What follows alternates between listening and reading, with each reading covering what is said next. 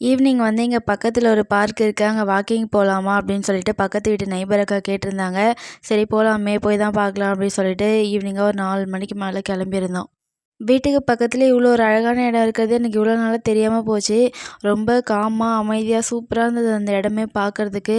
ஒரு 1 ஹவருக்கு மேலே அங்கே டைம் ஸ்பெண்ட் பண்ணி வாக்கிங்லாம் முடிச்சுட்டு ரிலாக்ஸாக அங்கேயே உட்காந்து பாட்டுலாம் கேட்டுட்டு அப்படியே கடைக்கெலாம் போயிட்டு கொஞ்சம் திங்ஸ்லாம் வாங்கிட்டு வந்தேன். அப்பாவுக்கு டயப்பர், வெட் வைப்ஸு, டிஷ்யூ பேப்பரு, க்ளவுஸு இது மாதிரியெல்லாம் வாங்கிட்டு, காய்கறியும் வாங்கிட்டு, எனக்கு ரொம்ப பிடிக்கும் பூ வைக்கிறதுக்கு. அதுக்காக நான் பூவும் வாங்கிட்டேன். இந்த காசரக்கீரை வந்து பெருசா நீட்டா இருந்ததா பார்த்துருக்கேன். இது என்னடா இவ்வளோ குட்டி குட்டியா இருக்கே அப்படின்னு சொல்லிட்டு, சரி கிடைச்ச வரைக்கும் லாபம் அப்படின்னு சொல்லிட்டு அதுவுமே வாங்கிட்டு வந்துட்டேன். நான் கேர்டேக்கர் வேலை பார்க்குறேன்ல, இங்கே வந்து நம்ம நினைக்கிற நேரம்லாம் வெளியில் போயிட முடியாது. இப்போ எப்படி நம்ம குழந்தைய வந்து தூங்க வச்சுட்டு நம்ம வீட்டில் இருக்க வேலையெல்லாம் பார்ப்போமோ, அது மாதிரி தான்.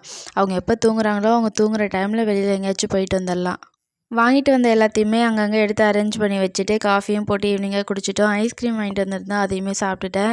அப்புறம் காலையில் சமைச்சது, மதியம் சமைச்சது, நைட்டு சாப்பிட்டது அப்படின்னு சொல்லிட்டு எந்த பாத்திரமே கழுவல. எல்லாத்தையும் சேர்த்து மொத்தமாக ஒரு 9 மணி வாக்கில் எல்லாத்தையுமே எடுத்து வாஷ் பண்ண போட்டு கழுவி வச்சுட்டேன். இன்றைக்கி கொஞ்சம் ஒர்க்கு அதிகமாக, அதனால ரொம்பவே டயர்ட் ஆகிட்டேன்.